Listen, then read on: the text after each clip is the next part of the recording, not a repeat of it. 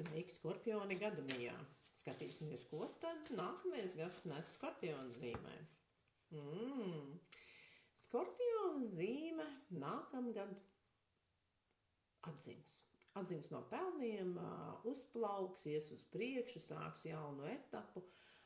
Bet faktiski tā ir tāda transformācijas kārtas, kas saka, jūs esat vēl tādā starposmā, starp kūniņu un taureni, starp savu uzplaukumu un to veco nevajadzīgo lietu izmešanu. Tā nevajadzīgā enerģija, vai vecas piesaistes, vai veci notikumi, vai veidi, kā es reaģēju uz apkārtējo pasauli, tur daudz kas ir tīrāms, tur daudz kas vēl ir atlaižams, bet akcentējiet to, ka šīs lietas ir jāiztīra tādēļ, ka man ir jāiegūst spārni, ka man jātiek uz priekšu, ka tas būs savādāk, tas būs jaudīgāk, tas būs jautrāk, tas būs krāsaināk, tas būs priecīgāk un tas būs pavisam savādāk. Tad šis gads sola šo tādu lielu emociju amplitūdu, kas jums ļauj vienu pabeigt un otru tā kā palaist, gribētu teikt palaist, attīstīt un nošauties gaisā kā tādam taurenim ar jaunām idejām,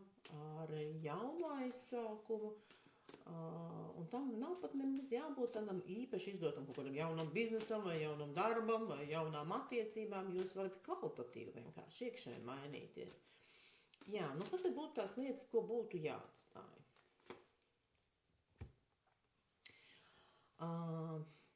Zvaigzne, tradicionāli laba kārtas un liekas, kas tam tur jāatstāj? Ja? Jāatstāj ir liekas muļķīgas cerības. Mūžīga cerēšana, ka būs labi, ka kaut kas mainīsies uz labo pusi un gan jau es pieradīšu, gan jau es pieslīpēšos, gan jau citi cilvēki mainīsies, gan jau nākamais gads būs labāks.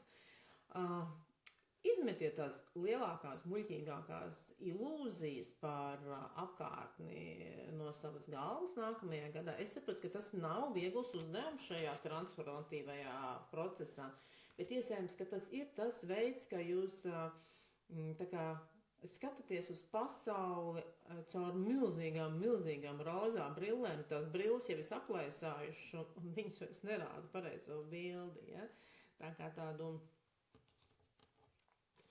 arī atlaidiet arī tādu vēsumu, tādu vēsu neiesaistīšanos apkārtējā pasaules notikumā, tādu turēšanos atstatus un tādu novērošanu. Pamēģiniet ar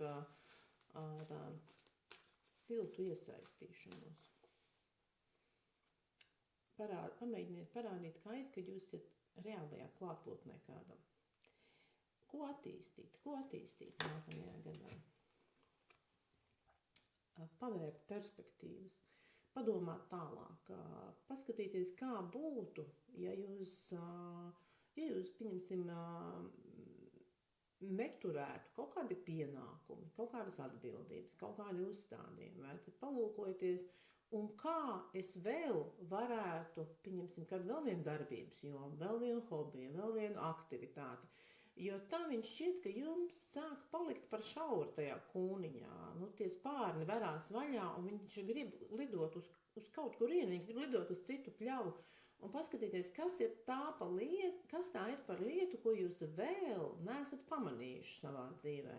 Tā kādā perspektīva, kas jūs aizveda mazliet tālāk, un tas nav tikai pārnestā nozīmē, tas patiešām ir tālāk. Tā ir tālāka darba vieta, tālāka dzīves vieta, kaut kas saistās pat ar izbraucieniem, ar prombūtni, ar ārzemēm, ar ceļošanu, ar tādām lietām. Paskatieties, vai tur nevar ielikt mērogu kaut kādu savā dzīvē.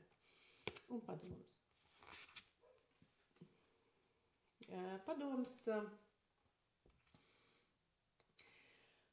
Padoms 9 zīžļi.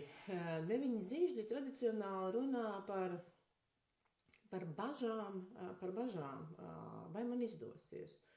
Un padoms ir tāds, ja tu esi vienīgais cilvēks, kas par to uztraucās, vai izdosies, un vispārējā pasaule saka, tev tiešām izdosies, tad met šīs bažas prom un paļaujies tam, ka apkārtne, viss apkārtējais visums nes tev enerģiju, lai tu tiešām noticētu sev un saviem jaunajiem spārniem.